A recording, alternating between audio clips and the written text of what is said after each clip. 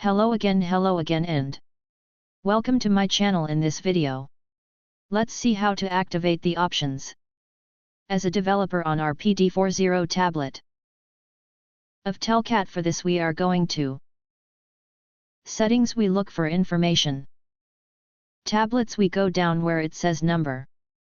Compilation, we press several times until it will ask for your PIN.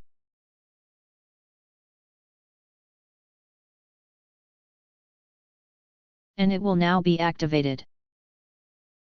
Options. Developer. To see our options as a developer, we are going to System, and here the option 2. Options for developer, and here we can activate it for what we need. In this case I have activated always on mobile data. I have it removed because I think that disconnect the Wi-Fi. Well, nothing, regards. Until next time, and I hope you like it.